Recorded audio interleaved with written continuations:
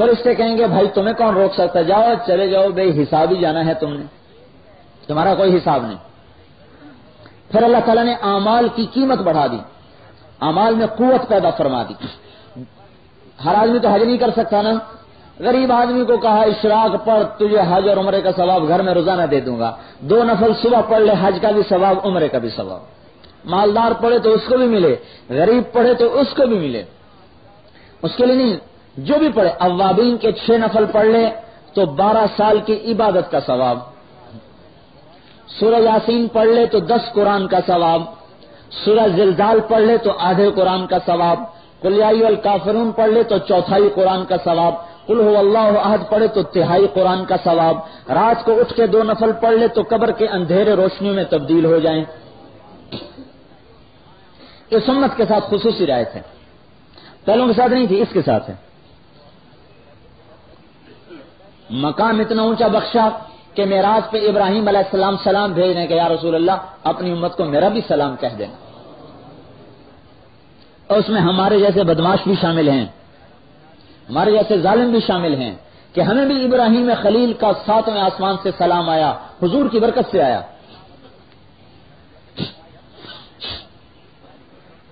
کائنات میں کوئی امت ایسی نہیں آئی کہ جس کی کسی خاتون کو اللہ نے آسمان پہ نکاح پڑھ کے دیا ہو۔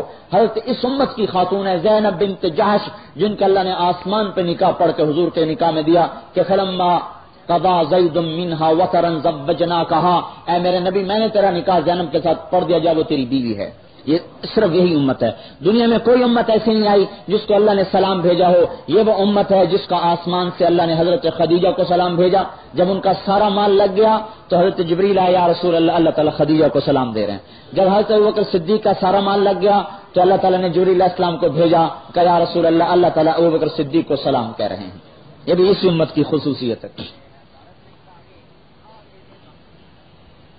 اس امت کی خصوصیت ہے کہ کوئی امت جنت میں نہیں جا سکتی جب تک حضور کی امت نہ چلی جائے۔ ساری امتیں پیچھے ہوں گی اور حضور پاک صلی اللہ تعالی وسلم کی امت سب سے آگے ہوگی اور آگے جا رہی ہوگی۔ پھر 40 سال کا ہو جائے تو اللہ تعالیٰ فرماتے ہیں عافیت من الجنون والجذام والبرص، جنون جذام برص سے اس کو عافیت دے دیتا ہوں۔ اذا بلغ 50 سنۃ، 50 سال کا ہو جائے حاسبتہ حسابا یسیرا، اس کا حساب آسان کر دیتا ہوں۔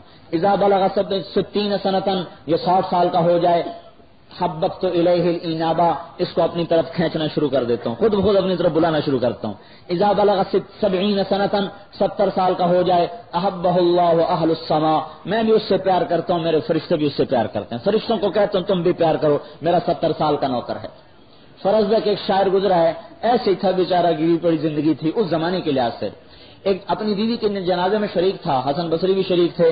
حضرت حسن بصری کہنے لگے سنتے ہو لوگ کیا کہہ رہے ہیں؟ کہنے لگے ہاں سن رہا ہوں، یوں کہہ رہے ہیں کہ آج اس جنازے میں بصرے کا سب سے اچھا اور سب سے برا شریک ہیں، سب سے اچھے سے آپ کو مراد لے رہے ہیں، سب سے برے سے مجھے مراد لے رہے ہیں۔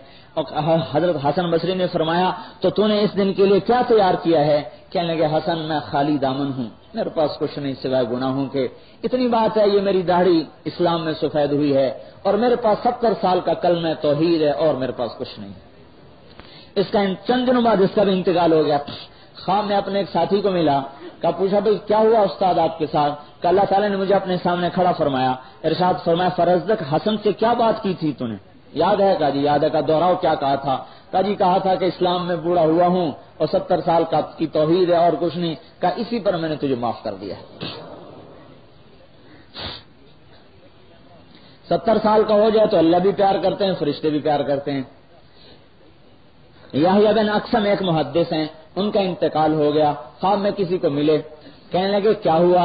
کہا اللہ نے اپنے سامنے کھڑا کر لیا اور مجھ سے کہا یا شیخ خصو فعلت قضا، ارے بدکار بوڑھے تو نے یہ کیا کیا، تو نے یہ کیا کیا، تو نے یہ کیا کیا، یا شیخ خصو فعلت قضا۔ کہنے لگے اللہ میں نے تو یہ حدیث آپ کے بارے میں کوئی نہیں سنی جو آپ مجھے باتیں جیسی باتیں آپ کر رہے ہیں، ایسا تو میں نے آپ کے بارے میں نہیں سنا۔ کہنے لگے تو نے میرے بارے میں کیا سنا ہے؟ دیکھو جس کا علم قبول ہو جاتا ہے وہ کتنی اونچی شان پہ اڑتا ہے کہ اللہ کو اللہ کا علم سنا رہا۔ اللہ اکبر، یہ جس کا علم قبول ہو جائے اللہ اس کو اتنے اونچا اڑاتے ہیں کہ اللہ کو اللہ کی حدیث سنا رہے ہیں۔ اللہ میں نے تو تیرے بارے میں یہ حدیث نہیں سنی جو آپ میرے ساتھ کہہ رہے بڈھے بڈھے کیا کیا۔ اللہ تعالیٰ نے فرمایا کیا سنا تو نے؟ کہ حدثنی عبد الرزاق، مجھے میرے استاد عبد الرزاق نے بتایا. عن معمر، ان کو ان کے استاد معمر نے بتایا. عن زہری، ان کو ان کے استاد زہری نے بتایا. عن عروہ، ان کو ان کے استاد عروہ نے بتایا. عن عائشہ رضی اللہ عنہا، ان کو ان کی خالہ حضرت عائشہ رضی اللہ عنہا نے بتایا. عن رسول اللہ صلی اللہ علیہ وسلم، اور حضرت عائشہ کو آپ کے حبیب نے بتایا. وعن جبرائیل، اور آپ کے حبیب کو آپ کے فرشتے جبرائیل نے بتایا کہ اللہ تعالیٰ یوں فرما رہے ہیں، قال اللہ تعالی انی استحی ان اعذب ذا شیبۃ فی الاسلام. جب کوئی مسلمان بوڑھا ہو کے میرے پاس آتا ہے تو اس کو عذاب دیتے ہوئے میں شرماتا ہوں. وانی شبت فی الاسلام، تو دیکھ ہی تو رہا ہے کہ اسلام میں بوڑھا ہو کے آیا ہوں، کفر میں تو بوڑھا ہو کے نہیں آیا. تو اللہ تعالیٰ نے فرمایا صدق عبد الرزاق، عبد الرزاق نے سچ کہا. وصدق معمر، معمر نے بھی سچ کہا.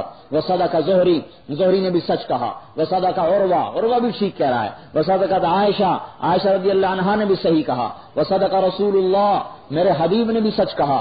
وصدق جبرائیل، اور جبرائیل بھی سچا ہے، اور میں سارے سچوں کا سچا ہوں. میں اسی پر تجھے جنت میں داخل کرتا ہوں. میرے بھائی اور دوستو، ہم اپنے مقام کو بھولے ہوئے ہیں.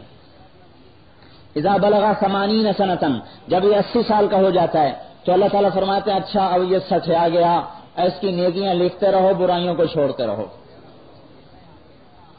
نیکیاں لکھتے رہو، برائیاں چھوڑتے رہو. 80 سال کی غلامی ہے، چھوڑو برائیاں، معاف کرتے جاؤ، نیکیاں لکھتے آؤ. اور اگر 90 سال کا ہو جائے تو اللہ تعالیٰ کے فرشتے کہتے ہیں اسیر اللہ فی الارض، اب یہ تو اللہ کا قیدی ہے. اور اللہ قیامت کے دن کہے گا بھائی تو نے میری بڑی خدمت کی، جس جس پر تو ہاتھ رکھے گا اسی کو جنت میں داخل کر دوں.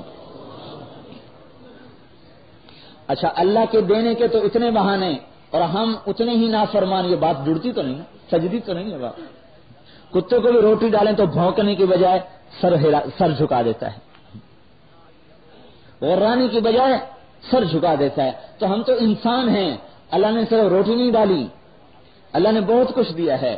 یا ایھا الانسان ما غرک بربک الکریم الذی خلقک فسواک فعدلک فی ای صورۃ ما شاء رکبک وما قدر اللہ حق قدرہ العادیات ضبحا فالموریات قدحا فالمغیرات صبحا فاثرن به نقعا ووسطن به جمعا ان الانسان لربہ لکنود.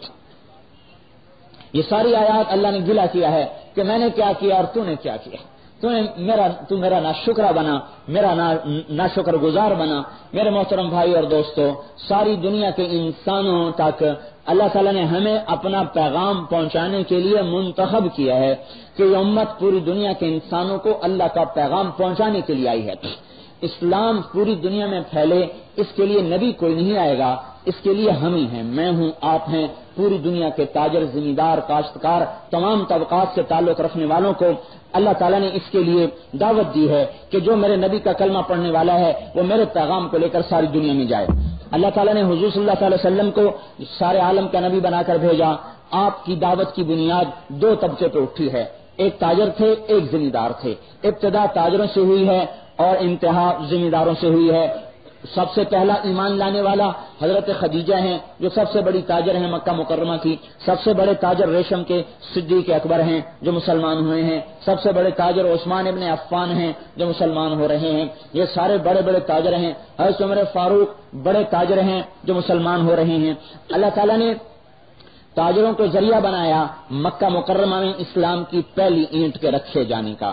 ان کے مال بھی لگے، ان کی تجارتیں اجڑ گئیں، پھر ان کے گھر چھوٹ گئے، پھر ان کے بیوی بچے چھوٹ گئے. یہ بڑی تجارت پہ جا پڑے. اگر آپ کو بڑا مال نظر آئے تو چھوٹے مال کو خود بخود چھوڑ دیتے ہیں. انہوں نے آخرت کی تجارت دیکھی، گھر چھوڑ دیے، وطن چھوڑ دیے، بیوی بچے چھوڑ دیے. ابو بکر صدیق گھر سے نکلے ہیں حضور کے ساتھ ہجرت کرتے ہوئے، سارا پیسہ لے گئے، ایک دمڑی گھر میں چھوڑ کر نہیں گئے، ایک پیسہ چھوڑ کر نہیں گئے. بچے بچیاں سب کو بھوکا چھوڑ کے سارا مال حضور کے ساتھ لے کے تشریف، 30,000 دینار ملکیت تھی، سارا لے گئے. مدینہ منورہ کے زمیندار تھے، انہوں نے لبیک کہا.